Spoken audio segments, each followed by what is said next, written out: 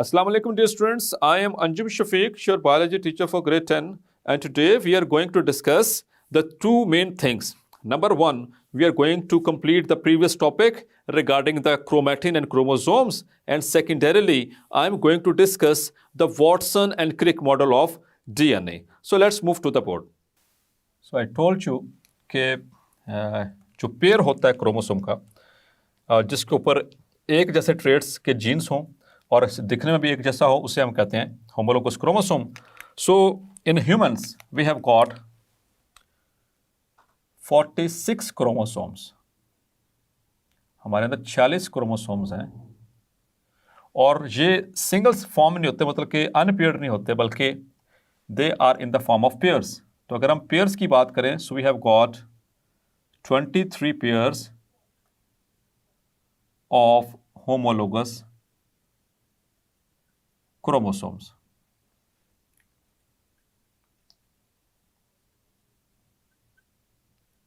तो ये एमसीक्यू याद रखना डियर स्टूडेंट्स. अगर पेयर पूछा जाएगा तो 23 हैं, अगर सिंपल पूछा जाएगा तो 46 क्रोमोसोम्स हैं. क्लियर? और ये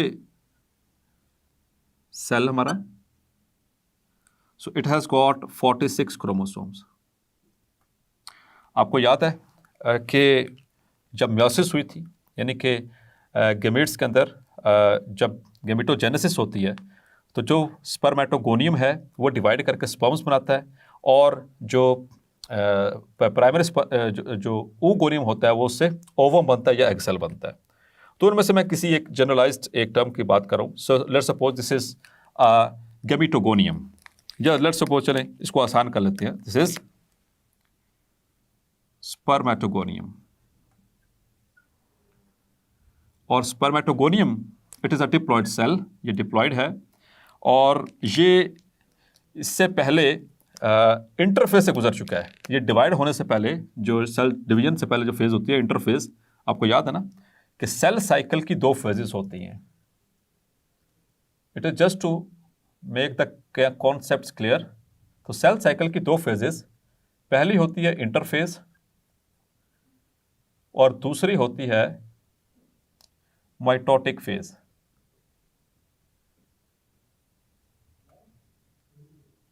इंटरफेज में सेल अपने आप को प्रिपेयर कर रहा होता है और इसी दौरान जो नंबर ऑफ क्रोमोसोम वो डुप्लीकेट होता है. आपको याद होगा इसमें 3 सब फेजेस थी, G1, S phase and G2 phase. और माइटोटिक फेज जो है वो आगे 2 तरह की हो जाती है, या तो सेल मियोसिस में जाएगा या फिर वो माइटोसिस में जाएगा. तो जस्ट आपका नॉलेज को रिवाइव करवा रहा हूँ. तो spermatogonium it is a diploid cell, ये गुजर चुका है इंटरफेस से, तो इसके अंदर मतलब कि 46 + 46 क्रोमोसोम हो चुके हैं. तो जब इसमें होगी माइटोसिस, फर्स्ट ऑफ ऑल इसमें होगी माइटोसिस, तो ये कन्वर्ट होगा into primary spermatocyte, into primary spermatocyte. Primary spermatocyte के अंदर डियर स्टूडेंट्स होगी मियोसिस 1 और इससे बनेंगे सेकेंडरी स्पर्मेटोसाइट्स. तो इससे बने 2 secondary spermatocytes.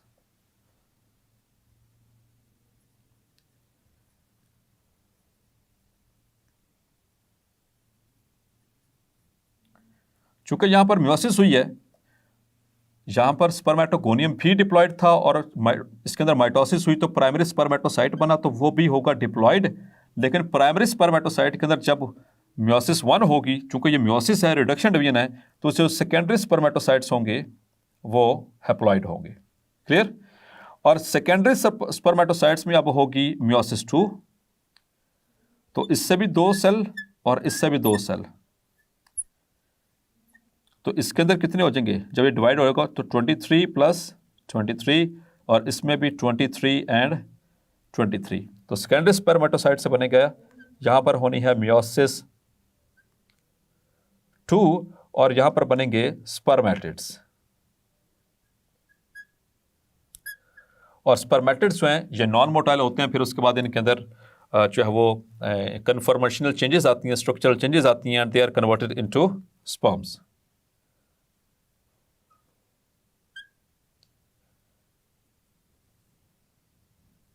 So this is sperm, this is motile. तो बताने का मकसद ये था डियर स्टूडेंट्स कि जो होमोलोगस पेयर थे, जो 46 पेयर थे, जब गैमेटोजेनेसिस हुई यानी जब मियोसिस हुई थी तो ये पेयर अलग हो गए थे। स्पर्म के अंदर भी हाफ हो गए थे, इसी तरह से जब oogenesis हुई तो उसमें भी हाफ हो गए थे। तो वो हाफ जब हो जाते हैं तो उनके जो जीन्स भी हैं, यानी उन क्रोमोसोम के ऊपर मौजूद जो जीन्स होते हैं किसी पर्टिकुलर ट्रेट के लिए, वो भी हाफ हो जाते हैं। तो ये असल में इस बात को समझाने का मकसद था, जो आपको ये पिछला आपका नॉलेज जो रिवाइव कराया प्रीवियस चैप्टर का। तो क्रोमोसोम, अब आते हैं दोबारा से क्रोमोसोम के ऊपर। सो क्रोमोसोम, हमने पिछले लेक्चर में बात की कि it is the condensed form of chromatin. तो ये किससे बना? It is made from by the condensation of chromatin. Chromatin भी कहते हैं उसको, क्रोमैटिन मटेरियल भी कहते हैं, एक ही बात है। अब क्रोमैटिन जो है ये किस चीज से बनता है डियर स्टूडेंट्स? ये दो चीजों से बन रहा है।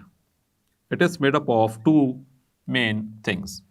नंबर वन इज डीएनए, यानी कि डीऑक्सी राइबोन्यूक्लिक एसिड, और दूसरा यहां पर मौजूद हैं प्रोटीन्स। और वो प्रोटीन्स कौन सी हैं? These are histone proteins. वो जो एक धागा सा था, धागा अगर इसको खोल के देखें तो इसके अंदर दो चीजें मिलेगी, डीएनए और proteins. Just for the sake of information आपको बताता चलूं कि क्रोमैटिन के अंदर 40% डीएनए होता है और 60% जो हिस्टोन प्रोटीन्स होती हैं। Just for the sake of information याद रखना चाहे तो रख सकते हैं। तो अब आते हैं आगे चल के। ये जो हिस्टोन प्रोटीन्स हैं ये 8 के पैक में होती हैं। जैसे 8 बॉल्स आप इसको पैक कर लें, like this is a pack of 8 balls. Let's suppose these are 8 balls. 1, 2, 3, 4, 5, 6, 7, 8. 8 balls. And these are histone proteins. All these are histone proteins. और इन 8 के पैक के ऊपर रैप होता है ऊपर डीएनए। यहां पर ऐसे स्ट्रैंड जाएगी डीएनए की, डबल स्ट्रैंडेड डीएनए की, ऐसे रस्सी जा रही है, फिर ऐसे रैप आया और पहले ऊपर वाले 4 पे, फिर इसी तरह से होकर नीचे वाले 4 के ऊपर ये आ गया। ठीक है, और फिर यहां से फिर ये डीएनए वहां पर आगे, इसकी स्ट्रैंड आगे आ गई, और फिर आगे फिर एक मौजूद है। उसी तरह से हिस्टोन्स 8 के पैक में मौजूद हैं और इनके ऊपर फिर वो एक दफा रैप हो जाएगा, इस तरह से रैप हो गया। तो डियर स्टूडेंट्स, इसी तरह से वक्फे वक्फे के साथ ये डीएनए की स्ट्रैंड खाली और उसके बाद 8 प्रोटीन्स और उनके ऊपर ऐसे धागा लपेटा हुआ है, यानी कि ये डीएनए। तो ये जो स्ट्रक्चर है, दिस वन, हिस्टोन्स प्रोटीन्स। कितनी हिस्टोन प्रोटीन्स हैं dear? These are 8 plus the DNA around them, plus DNA. This is called as nucleosome. This is called as nucleosome. इसको कलेक्टिवली कहते हैं न्यूक्लियोसोम। तो ये एक ऐसे बीडेड अपीयरेंस आ गई। आपने तस्वीर देखी है, उसमें ऐसे पहले एक तस्वीर का दाना, बीड, फिर आगे धागा, फिर उसके बाद फिर तस्बीह का दाना, फिर धागा, फिर तस्बीह का दाना, फिर धागा। इसको हम कहते हैं बीड्स। तो एग्जैक्टली उसी की मुशाबिहत यहां पर हो रही है। उसी तरह से ये न्यूक्लियोसोम बन रहे हैं, यानी कि हिस्टोन प्रोटीन और उसके ऊपर ये डीएनए, फिर ये डीएनए, फिर उसके ऊपर हिस्टोन के ऊपर ये nucleosome, nucleosome fibre, nucleosome fibre. So it looks like a beads on a string, जैसे एक रस्सी के ऊपर मोती पिरोए हों। ये है असल में इस क्रोमैटिन का स्ट्रक्चर। और जब ये कंडेंस होते हैं तो मैंने आपको लास्ट डायग्राम में बताया कि जब ये कंडेंस होंगे, लास्ट लेक्चर में बताया था आपको कि ये इस तरह से बना देंगे structure, this structure is called as chromosome. तो जब इसको हम खोल के देखें तो ये धागा निकलेगा जिसको हमने कहा था क्रोमैटिन, और क्रोमैटिन को अगर ओपन करके देखें तो उसमें से ये वाला स्ट्रक्चर मिलेगा, the nucleosomes. Nucleosome, this is fibre, then again nucleosome, then again fiber. So it is like beads on a string, रस्सी के ऊपर दाने पिरोए हुए हैं। Clear dear students? अच्छा जी, अब आते हैं अपने नेक्स्ट टॉपिक की तरफ जो कि अहम है regarding the long question, that is the Watson and Crick model of DNA. Dear students, this is important regarding the long question. So there were two scientists by the name of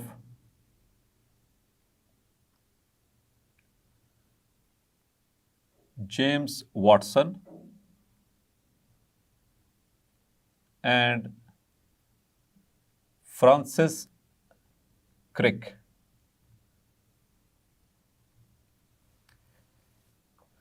In 1953, यह भी MCQ है, और model कौन सा पेश किया गया, यह भी एमसीक्यू, और किसने पेश किया था, James Watson and Francis Crick ने, यह भी एमसीक्यू के लिए इंपॉर्टेंट है।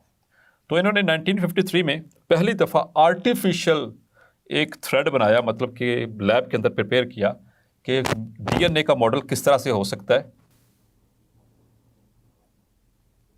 DNA is composed of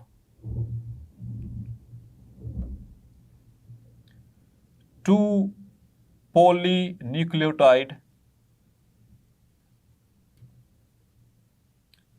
strands.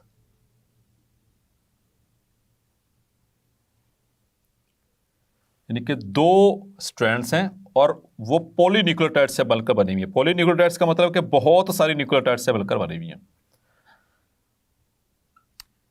These two strands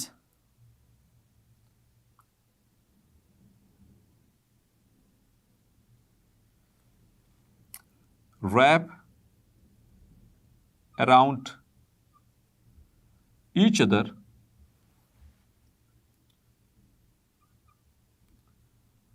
to form a double helix.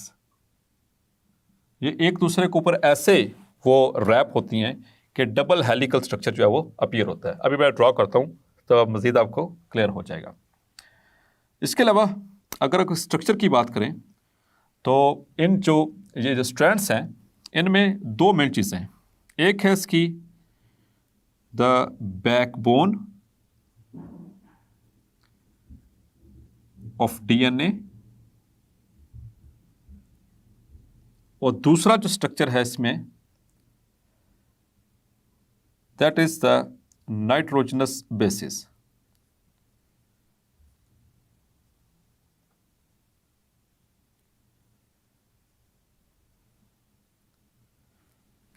Backbone of DNA ये मौजूद है, it is present on the outer side, number one, and number two, it is made up of sugar plus phosphate. Sugar और phosphate मिलकर वो उसकी backbone बना रहे हैं, स्ट्रैंड बना रहे हैं, और इन शुगर्स के साथ अटैच्ड हैं आके द नाइट्रोजनस बेसिस। अब नाइट्रोजनस बेसिस जो हैं they are present inside the strand, one thing, and number two, these are of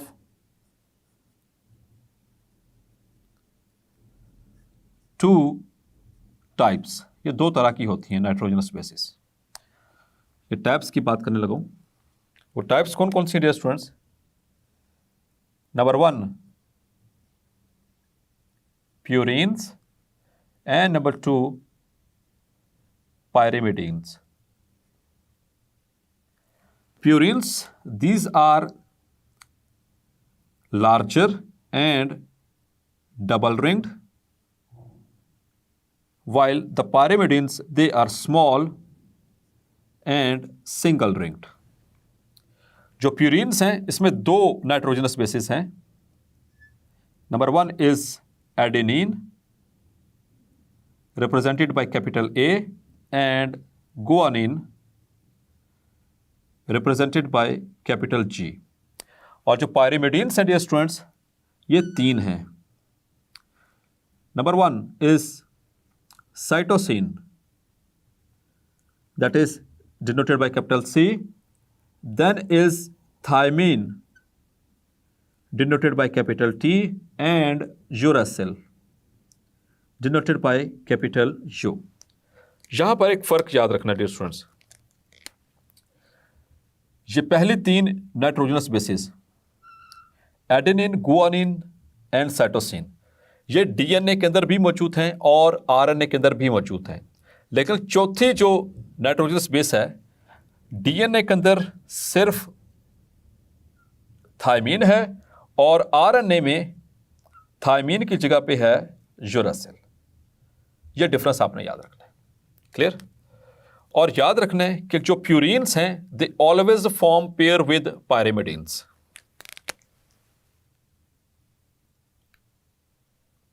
Purines, they are attached with pyrimidines. और ये पेयर्स बड़े स्पेसिफिक हैं. किस तरह से स्पेसिफिक हैं? That adenine, it is always paired with thymine. ये हमेशा थायमीन के साथ होगी. और डियर स्टूडेंट्स, आपको दरम्यान में डॉटेड लाइंस नजर आ रही हैं. ये बॉन्ड है, ये बॉन्ड है basically hydrogen bond. This is hydrogen bond. और आपको यहां पर कितने ये बॉन्ड्स दिख रहे हैं? 1 and 2. तो एडेनिन और थायमीन के दरम्यान में देयर आर 2 हाइड्रोजन बॉन्ड्स. इसी तरह से guanine, it always make pair with cytosine.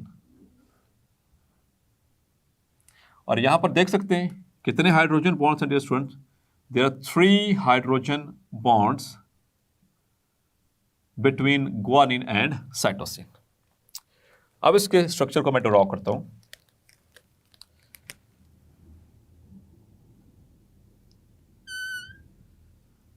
सो ये एक स्ट्रैंड डीएनए की और ये दूसरी स्ट्रैंड डीएनए की, लाइक दिस. और इनके अंदर मौजूद हैं nitrogenous bases.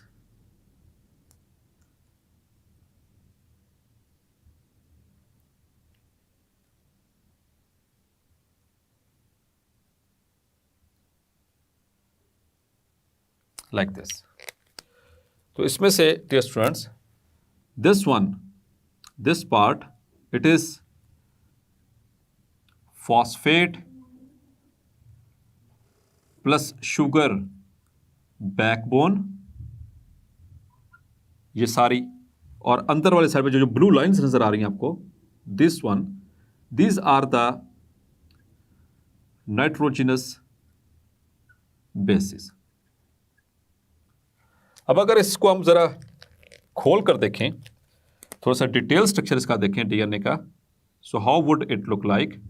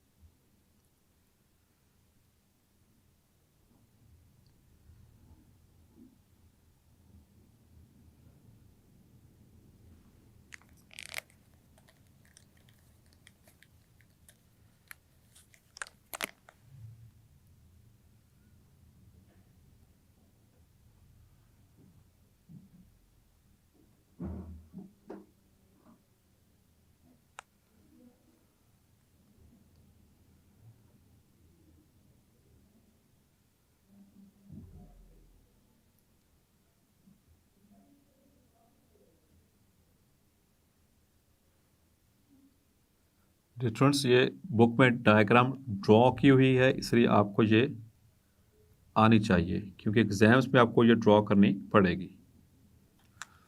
So this is one strand of DNA.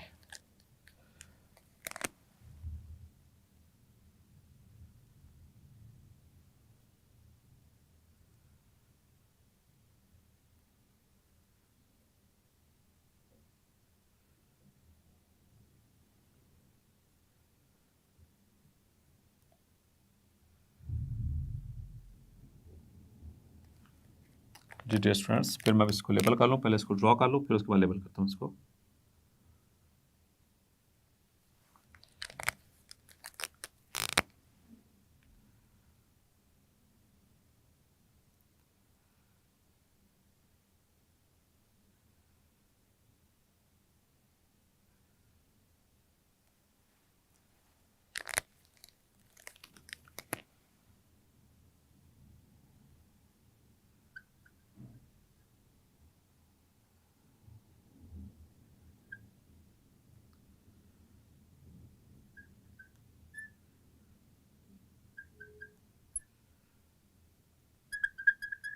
जी तो स्टूडेंट्स, तो ये स्ट्रैंड्स मैंने ड्रॉ कर ली।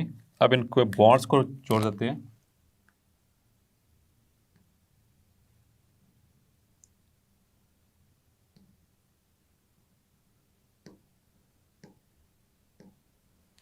So like this. अब इसकी की बना दूं आपको। यहां पर जो आपको पिंक कलर में जो नजर आ रहे हैं, these are phosphate groups. Phosphate groups. इसी तरह से जो आपको ग्रीन कलर में जो दिखाई दे रहे हैं इस तरह से, दीज आर शुगर्स। और जो ब्लू कलर में दिखाई दे रही हैं ये रिंग्स। और this one, these are the nitrogenous bases. और उसके दरमियान में जो आपको डॉटेड लाइंस दिखाई दे रही हैं, these are the hydrogen bonds. So dear students, तो ये वाला हिस्सा यहां से लेकर और यहां तक, यानी कि इस यहां तक, इधर से इसी तरह से यहां से लेकर और यहां तक, ये सारा this is. So dear students, ये वाला पार्ट जो है ये कहलाता है द बैकबोन ऑफ डीएनए। ये वो रस्सी है, ये स्ट्रैंड है, ये इसी की स्ट्रैंड की बात हो रही है, ये बैकबोन इसकी, जो यहां पर पिंक कलर की दिखाई दे रही है आपको। और दरमियान में ये जो पोर्शन है, this is the nitrogenous bases. So dear students, आपने देखा कि जो हमारा डीएनए है वो दो पॉलीन्यूक्लियोटाइड स्ट्रैंड से बना हुआ है। उसकी जो बैकबोन है वो दो चीज़ों से बन रही है। ये अपने एमसीक्यूज पॉइंट है, उससे भी याद रखना है। वो दो चीज़ें कौन कौन सी है डियर स्टूडेंट्स? एक शुगर और दूसरा फॉस्फेट ग्रुप्स। इनसे बैकबोन बन रही है डीएनए की, और अंदर वाली साइड पे अटैच हैं the nitrogenous bases. So hopefully आज का लेक्चर आपको क्लियर हो गया होगा। मिलते हैं नेक्स्ट लेक्चर में और डिस्कस करेंगे the replication of DNA. Until then अपना ख्याल रखिएगा। अल्लाह हाफिज़।